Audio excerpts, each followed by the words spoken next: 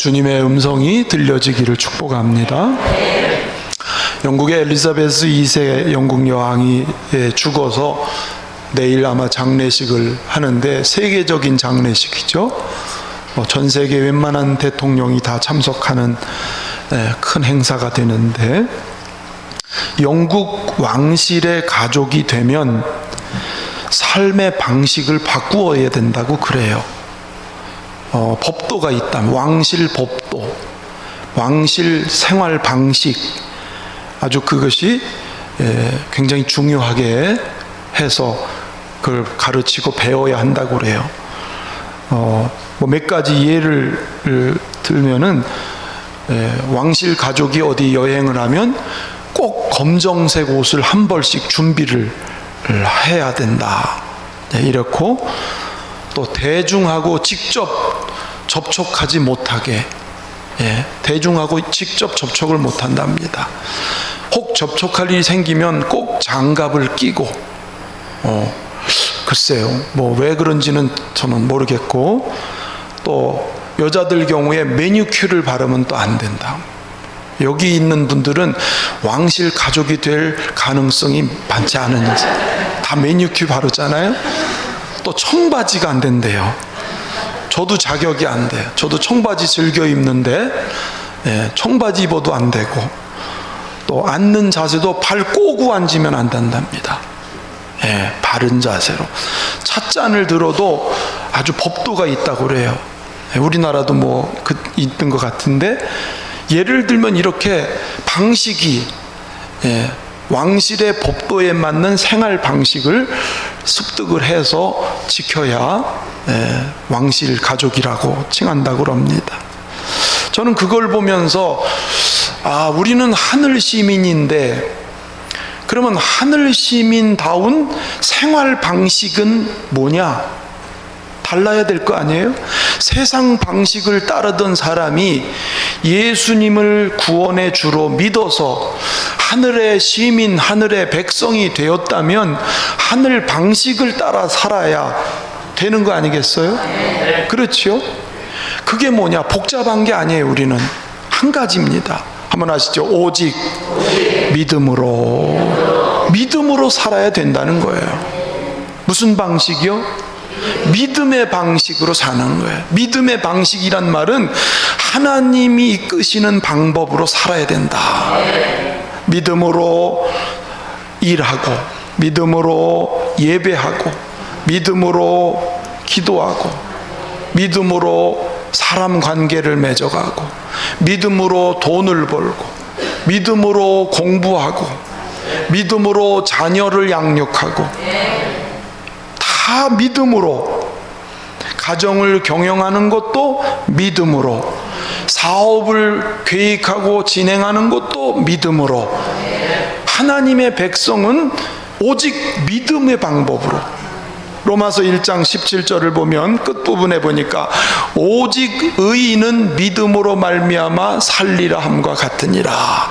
의인은 예수님을 믿는 모든 성도를 의인으로 하나님은 인정하십니다. 그 의인이 사는 것은 믿음으로 말미암아 살아야 된다는 거예요. 육신적으로 사는 게 아니라 믿음으로 살아라. 할렐루야. 그러니까 구원받기 위해서만 믿는 게 아니에요. 예수를 구원의 주로 믿는 것만이 아니고 그 이후에 살아가는 전 생애의 방식이 믿음으로 산다는 겁니다. 왜 그러냐면 믿음은 생명과 같기 때문에. 겨자씨의 비유에서처럼 믿음은 생명이거든요. 생명. 우리가 세상을 살아가게 하고 죄를 이기게 하고 사명을 감당하게 한 그 능력이 믿음으로 나타나기 때문에, 그래서 믿음으로 산다는 것은 곧 존재의 근원이신 하나님께 내가 철석같이 붙어서, 가지가 나무에 붙어서 뿌리에 오는 영양분을 가지고 열매를 맺듯이 물고기가 물속에 거해야 생명을 유지하는 것처럼 우리 성도는 하나님을 믿는 이 믿음의 법으로만 살아갈 수 있다. 저와 여러분은 믿음의 사람 되기를 축원합니다. 할렐루야. 인간의 죄는 요한복음 16장 9절에 보면은 이렇게 말씀했습니다. 죄에 대하여라 함은 그들이 나를 믿지 아니하며. 죄가 뭐냐? 믿지 않는 게 죄라는 거예요. 선악을 알게 하는 이 열매를 먹으면 정녕 죽으리라 하나님이 말씀하셨잖아요.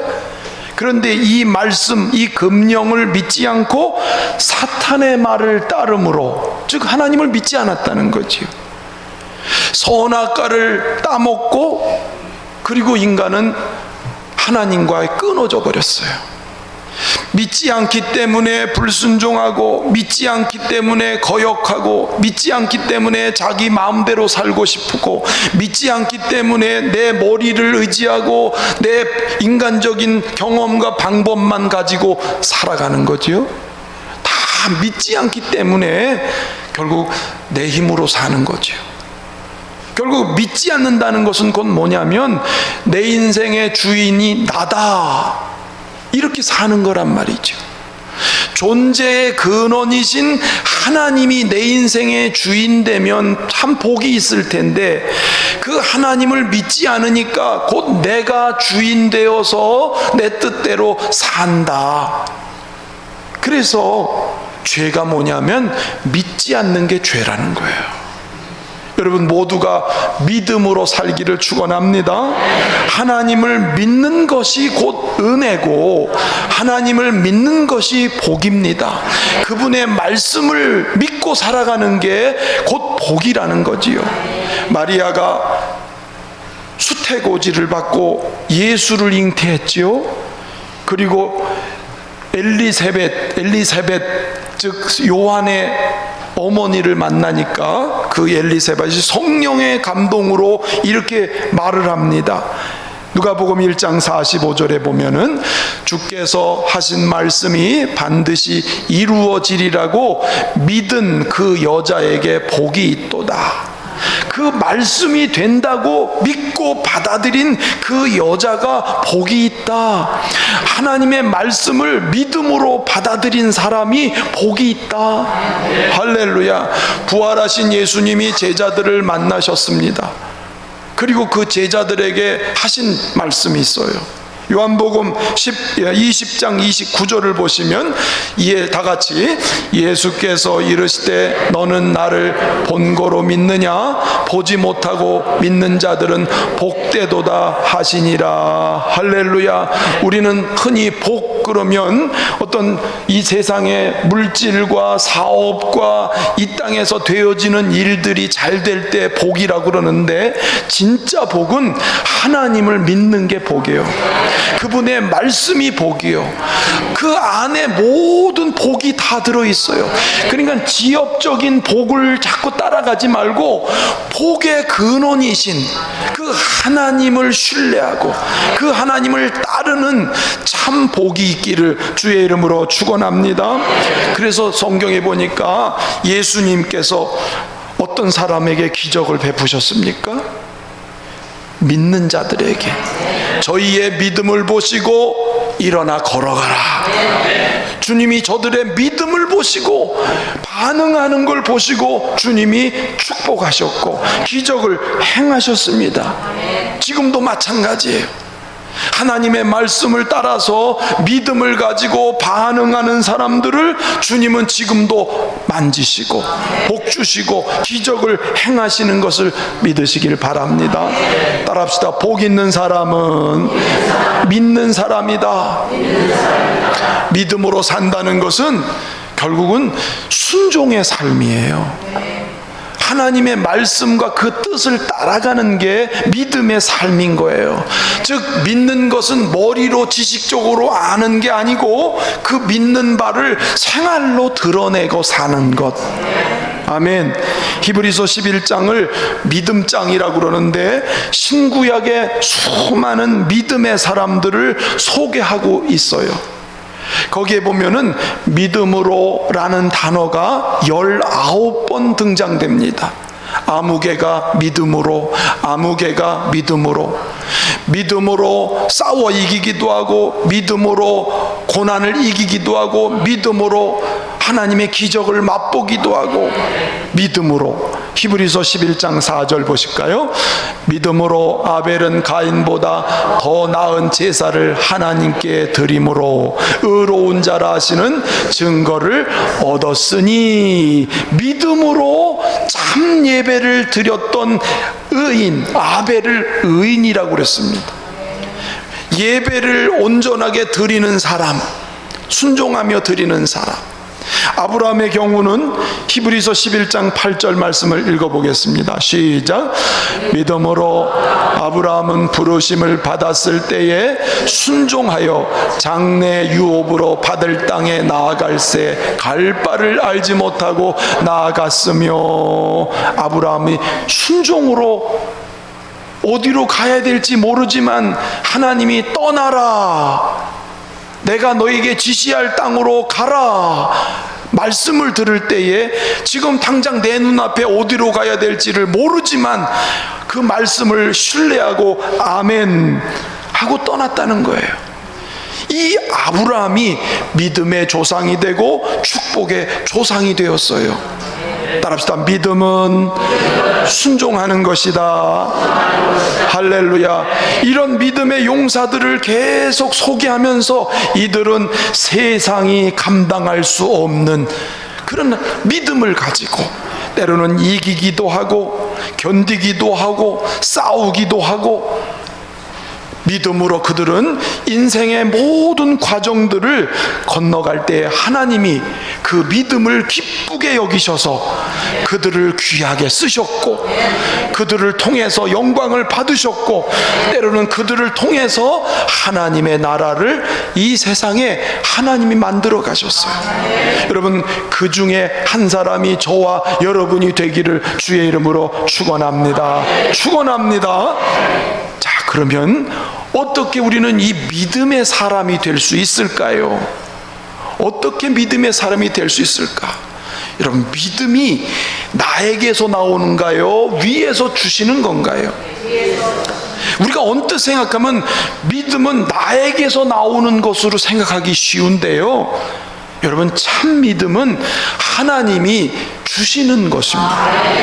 믿음은 들음에서 나고 들음은 그리스도의 말씀으로 말미암는다. 즉 믿음은 말씀에서 나는 거니까 믿음은 위에서 주시는 거예요. 오늘 본문을 읽어볼까요? 8절 말씀입니다. 자, 시작. 믿음으로 말미암아 구원을 얻었나니 이는 너희에게서 난 것이 아니요 하나님의 선물이라. 할렐루야. 하나님이 주시는 선물 중에 가장 귀한 것이 믿음이라는 거예요. 이 믿음을 통해서 구원을 받게 되고, 이 믿음을 통해서 우리가 하나님의 은혜를 경험하게 되는 거지요. 이 믿음이 하나님의 선물이에요. 나에게서 나오는 것 같으면 자랑할 게 있지만, 그렇죠? 하나님께로부터 주시는 거기 때문에 자랑할 것이 없어요. 고린도전서 12장 3절도 한번 읽어보겠습니다. 시작. 그러므로 내가 너희에게 알리노니 하나님의 영으로 말하는 자는 누구든지 예수를 저주할 자라 하지 아니하고, 또 성령으로 아니하고는 누구든지 예수를 주시라 할 수 없느니라. 자, 보십시오. 성령으로 아니하고는 누구든지 예수님을 나의 주님이라고 할 수가 없다고요. 믿음을 성령이 주시는 거예요. 말씀을 통해서 믿음이 오는 거예요. 할렐루야. 그렇습니다. 구원받는 것뿐만 아니고 우리가 살아가는 모든 일상을 살아가려면 바로 하나님이 주시는 믿음이 있어야 죄와 싸우고 시험을 이기고, 할렐루야, 주신 사명을 감당하면서 살아갈 수 있는 그 힘은 하나님이 주시는 믿음이 내 안에 있을 때에 가능하다는 거예요. 여러분, 우리는 그렇게 표현하지요. 내가 믿습니다. 그렇죠? 그런데 때로는 그 믿습니다가 믿음이 아닌 경우가 많아요. 내 신념일 수도 있고, 긍정주의도 될 수 있고, 그냥 맞아 하면 될 거야, 이거 긍정주의인데 믿음으로 착각할 수가 있습니다. 혹은 내 인간적인 어떤 욕망이나 내가 인간적인 뭐가 어떤 계획이 이루어지기를 바라는 희망사항일 뿐이지 그게 믿음이 아닌 경우가 많이 있어요. 우리가 열심히 있으면 믿음이 있는 건가? 물론 열심히 좋은 거지만 열심 자체가 때로는 믿음이 아닌 경우가 많아요. 만약에 열심히 믿음 같았으면 바리새인이었던 사울은 믿음이 얼마나 좋았겠어요. 근데 하나님은 그를 믿음 없는 자라고 그러셨거든요. 여러분, 내가 믿습니다 하는 것이 자칫하면 믿음이 아닌 경우가 많아요. 오늘 우리는 어떤 믿음이어야 되느냐? 하나님이 주시는 믿음, 성령이 공급하는 믿음. 여러분, 이 믿음이 있으면 뭐를 한다? 죄를 이기고 세상을 이기고 고난을 이기고 사명을 감당하고 우리가 살아가는 모든 삶이 믿음으로 감당할 줄로 믿습니다. 여러분, 귀신 들린 아들이 있죠? 그 아버지가 예수님께 와서 무엇을 좀 하실 수 있거든 좀 우리를 좀 도와주시고 불쌍히 여겨 주십시오. 그랬더니 예수님이 대답하시기를 할 수 있거든이 무슨 말이냐? 믿는 자에게는 못할 일이 없다. 누구에게? 믿는 자에게는 못할 일이 없다. 여러분, 우리도 믿습니까? 믿는 자에게 못할 일이 없다. 그랬더니 이 아버지가 실토를 합니다. 뭐라 그러냐면 내가 믿나이다. 그러나 나의 믿음 없는 것을 도와주시옵소서. 자, 보십시오. 내가 믿나이다. 나의 믿음 없는 것을 도와주십시오. 앞뒤가 서로 어색하게 안 맞는 말 같아요. 근데 무슨 말이에요? 내가 믿을 의지는 가졌지만 나에게 지금 믿음이 없습니다. 우리도 그렇잖아요. 믿는 의지를 가져요. 하나님을 향한 마음이 있어요. 그러나 참된 믿음을 하나님 나에게 주셔야, 이렇게 고백하는 이 아버지의 모습을 보고 주님은 그 아버지의 믿음을 인정하시는 거예요. 그때서. 그리고는 그 아들에게 있던 귀신을 쫓아내고 그 아들을 살려서 온전한 사람이 되게 하여 주셨습니다. 여러분, 우리에게 믿어야 되는 의지, 믿어야 되는 마음, 그것이 중요해요. 하나님은 그걸 보고 믿음을 선물로 주시는 줄로 믿습니다. 오늘도 우리가 기도할 것이 있다면 주여 우리의 믿음을 도와주세요. 주여 우리 믿음을 더하여 주세요. 내가 이미 믿고 있으나 이 믿음이 연약하오니 나의 믿음을 더하여 주시옵소서. 왜냐하면 주님은 제자들에게 종종 이러셨어요. 너희 믿음이 어디 있느냐? 제자들한테 하신 거예요.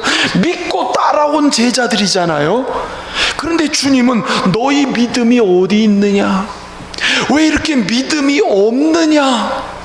또 경우에 따라서는 주님이 너희의 믿음이 어찌하여 이렇게 적으냐? 라고 말씀하셨어요. 왜? 주님은 믿음의 사람을 통해서 당신의 뜻을 이루고 믿음을 통해서 하나님의 나라를 이루는 역사를 이루기를 바라시는데 그들의 믿음이 너무 연약하고 너무 힘이 없고, 그러니까 주님은 믿음을 계속 촉구하시고 그들의 믿음의 사람으로 계속 만들어 가시는 저와 여러분, 주님이 믿음의 사람으로 온전하게 세우기를 주님은 원하고 계시는 거예요. 따라합시다. 믿음이 자란 만큼 살아가고 믿음의 크기만큼 일하게 된다. 할렐루야. 하나님 앞에 쓰임 받는데요, 믿음의 크기만큼, 믿음이 자란 만큼. 아멘. 여러분 보십시오. 어린아이가 또랑을 건너는데요, 어린아이는 또랑 앞에서도 아이고 어떻게 건너, 못 건너. 만약에 시온이라고 해보세요. 쉽게 시온이는 요만한 또랑을 못 건너. 안 돼. 어린아이는 무서운 거예요. 강아지가 워워 해도 어린아이는 무서워서 막 펄펄 뛰는 거예요. 어른은 그거 깜도 안 돼. 왜? 쫓아내면 끝이요. 이거 아무것도 아니야. 펄쩍 뛰는 거예요. 믿음이 약하면 작은 문제 앞에서도 넘어지고 쓰러지고 실족하고 안 된다, 못한다, 할 수 없다, 그럴 수밖에 없지요. 어둠의 세력이 공격해 올 때 믿음이 약하면 그거에 의해서 내가 큰 데미지를 입어요. 상처를 입어요. 충격을 받아요. 그래서 우리의 믿음이 하나님이 원하시는 데까지 자꾸 자라야 하나님이 쓰실 줄로 믿습니다. 고린도서 10장 13절 말씀 한번 읽어볼까요? 시작.